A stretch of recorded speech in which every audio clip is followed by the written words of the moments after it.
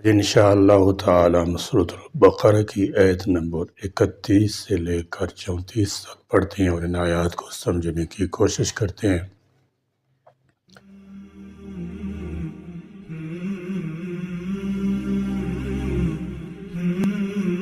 اعوذ باللہ من الشیطان الرجیم، بسم اللہ الرحمن الرحیم۔ وعلم آدم الأسماء كلها ثم عرضهم على الملائكة فقال أنبئوني بأسماء هؤلاء إن كنتم صادقين قالوا سبحانك لا علم لنا إلا ما علمتنا إنك أنت العليم الحكيم قال يا آدم أنبئهم بأسمائهم فلما أنبأهم بأسمائهم قال ألم أقل لكم إني أعلم غيب السماوات والأرض وأعلم ما تبدون وما كنتم تكتمون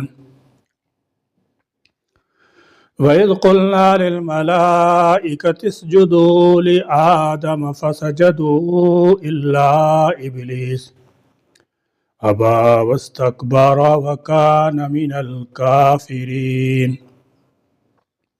وعلم، اور اس نے سکھا دیے آدم الاسماء، آدم کو نام، کلہا وہ سب، ثم پھر عرضہم پیش کیا انہوں نے، علی الملائکۃ فرشتوں پر، فقال پس اس نے کہا، انبئونی تم بتاؤ مجھے، باسمائی نام، ہؤلائی ان چیزوں کے، ان کنتم اگر ہو تم، صادقین سچے۔ انسان کو فرشتوں سے جو زائد چیز ودیعت کی گئی تھی وہ تھی زمین کی اشیاء کے نام، ان کے خواص، ان خواص کا علم ہونے سے آگے نہ معلوم باتوں تک پہنچنے، تحقیق یا استنباط کی قوت، استعداد۔ زمین میں نظام خلافت کے قیام کے لیے یہ قوت انتہائی ضروری تھی جو فرشتوں میں نہیں تھی۔ عربی زبان میں صرف نام ہی کو نہیں بلکہ علامہ راغب اصفہانی کے بقول اس کو کہتے ہیں جس سے کسی شے کی ذات کی معرفت حاصل ہو۔ اس لیے مفسرین کا خیال ہے کہ اس آدم کو صرف اشیاء کے نام ہی نہیں بلکہ ان کے حقائق و خواص بھی بتا دیے گئے تھے، گویا آج تک کائنات کی جن پوشیدہ حقیقتوں سے پردہ اٹھتا جاتا ہے اور انجانی باتیں علم کی روشنی میں آتی جاتی ہیں، وہ اسی علم کا ظہور ہیں جو برگاہ ربانی سے آدم علیہ السلام کو عطا ہوا تھا۔ ویسے غور کیا جائے تو چیزوں کو نام سے موسوم کرنا بھی انسان ہی کی خصوصیت ہے، دوسری مخلوقات اس سے محروم ہیں، اور یہ بھی اللہ تعالیٰ کی بہت بڑی نعمت ہے۔ اس لیے اس آیت میں اس بات کی طرف بھی اشارہ ہو سکتا ہے کہ اللہ تعالیٰ نے حضرت آدم کے واسطہ سے بنی آدم ہی کو ناموں کے ذریعے چیزوں کی شناخت اور تعیین کی صلاحیت عطا فرمائی ہے۔ اس آیت میں اللہ تعالیٰ نے حضرت آدم علیہ السلام کے فرشتوں پر افضل ہونے کا سبب علم ظاہر فرمایا۔ اس سے معلوم ہوا کہ علم خلوتوں، تنہائیوں کی عبادت سے افضل ہے۔ حضرت ابو ذر رضی اللہ تعالی عنہ فرماتے ہیں، حضور پر نور صلی اللہ تعالی علیہ وسلم نے مجھ سے ارشاد فرمایا، اے ابو ذر، تمہارا اس حال میں صبح کرنا کہ تم نے اللہ تعالی کی کتاب سے ایک آیت سیکھی ہو، یہ تمہارے لیے 100 رکعتیں نفل پڑھنے سے بہتر ہے، اور تمہارا اس حال میں صبح کرنا کہ تم نے علم کا ایک باب سیکھا ہو جس پر عمل کیا گیا ہو یا نہ کیا گیا ہو تو یہ تمہارے لیے 1000 نوافل پڑھنے سے بہتر ہے۔ حذیفہ بن یمان رضی اللہ تعالی عنہ سے روایت ہے، نبی اکرم صلی اللہ تعالی علیہ وسلم نے ارشاد فرمایا علم کی فضیلت عبادت کی فضیلت سے زیادہ ہے اور تمہارے دین کی بھلائی تقوی اختیار کرنے میں ہے۔ ان کنتم صادقین کہ اصل معنی ہے اگر تم سچے ہو، لیکن فرشتوں سے جھوٹ کا احتمال نہیں کہ وہ جھوٹ بولنے پر قادر ہی نہیں ہے، اس لیے یہاں مراد یہ ہے کہ اگر تمہاری بات صحیح ہے، کیونکہ عربی زبان میں صدق کے معنی ثواب و دس کے بھی آتے ہیں۔ قالو انہوں نے کہا سبحانک پاک ہے تو،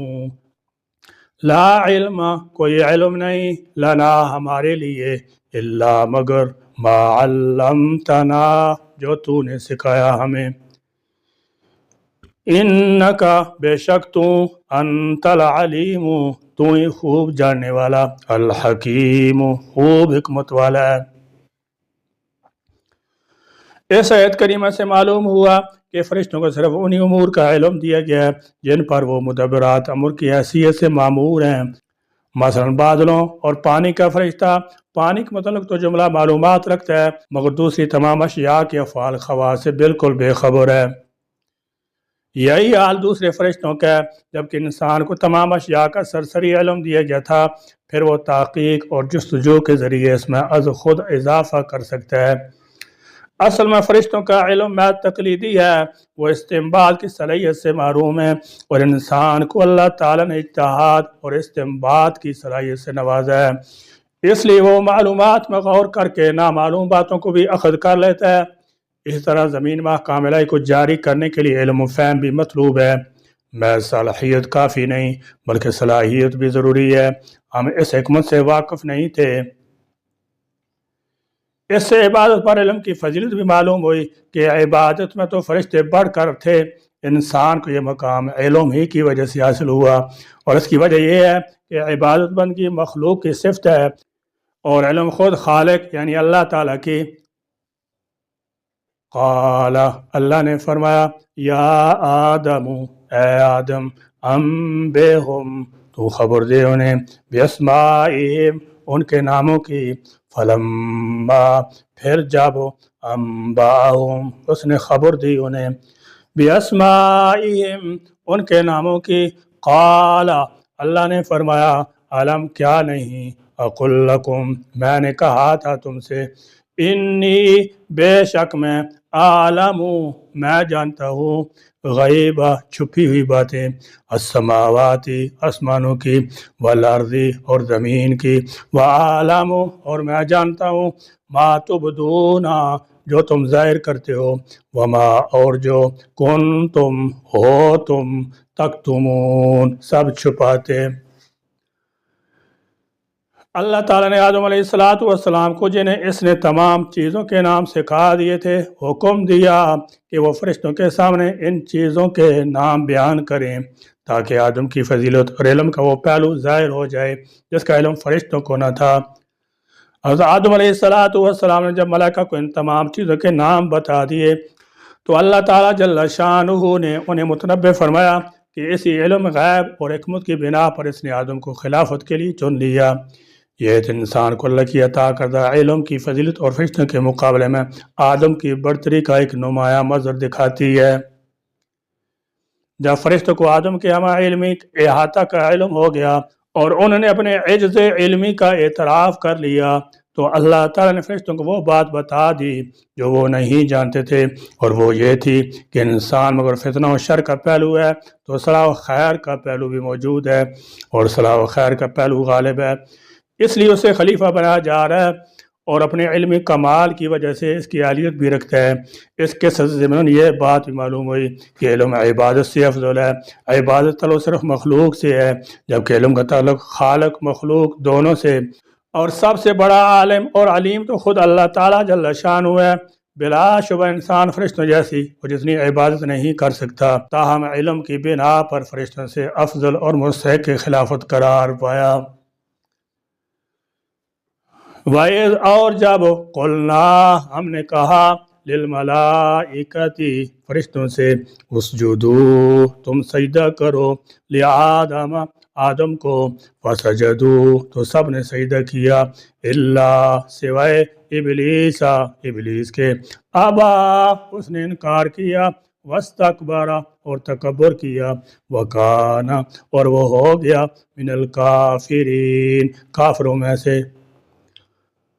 سجدہ سے کیا مراد ہے؟ بعض حضرات کی رائے ہے کہ اس سے پیشانی کا زمین پر رکھنا مراد نہیں، بلکہ میں حضرت آدم علیہ السلام کی بڑائی اور جلالت شان کو تسلیم کرنا مراد ہے، اس لیے کہ عربی زبان میں سجود کے معنی خضوع تزلزل کے بھی آتے ہیں۔ دوسری رائے یہ ہے کہ اس سے سجدہ کی مخصوص صورت یعنی پیشانی کا زمین پر رکھنا ہی مراد ہے، لیکن یہ سجدہ عبادت بندگی کے طور پر نہ تھا کہ یہ تمام شریعتوں میں اللہ تعالیٰ کے ما سوا کے لیے حرام رہا ہے۔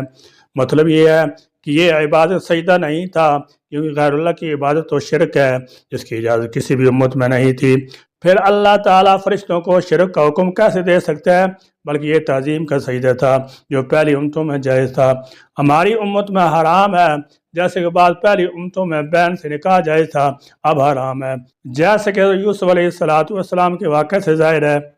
اور شریعت محمدی میں اسے بھی حرام فرما دیا گیا۔ چنانچہ آپ صلی اللہ تعالی علیہ وسلم نے فرمایا کہ اگر اللہ کے ما سوا کو سجدہ کی گنجائش ہوتی تو میں بیوی کو حکم دیتا کہ شوہروں کو سجدہ کریں۔ ایک رائے یہ بھی ہے کہ سجدہ فرشتوں نے اللہ تعالیٰ ہی کو کیا تھا اور حضرت آدم کی حیثیت قبلہ کی تھی۔ ایک صحابی نے حضور نبی کریم صلی اللہ تعالی وسلم سے عرض کیا کہ حضرت ہم باہر جا کر دیکھتے ہیں کہ وہاں کے لوگ اپنے بادشاہوں کو سجدہ کرتے ہیں، حالانکہ وہ تو باطل ہیں اور آپ نبی برحق ہیں، تو ہم آپ کے سامنے کیوں سجدہ نہ کریں؟ حضور صلی اللہ تعالی وسلم نے منع فرما دیا اور کہا کہ دیکھو بھائی، جب میں دنیا سے رخصت ہو جاؤں گا تو کیا تم میری قبر پر سجدہ کرو گے؟ تو اس شخص نے کہا حضور ہم ایسا نہیں کریں گے۔ آپ صلی اللہ تعالی علیہ وسلم نے فرمایا جس نے میری قبر پر سجدہ حرام ہے، اس طرح میرے سامنے سجدہ کرنا آج بھی حرام ہے، خواہ تعظیمی ہی کیوں نہ ہو۔ حکیم الامت مولانا شاہ اشرف علی تھانوی رحمۃ اللہ تعالی فرماتے ہیں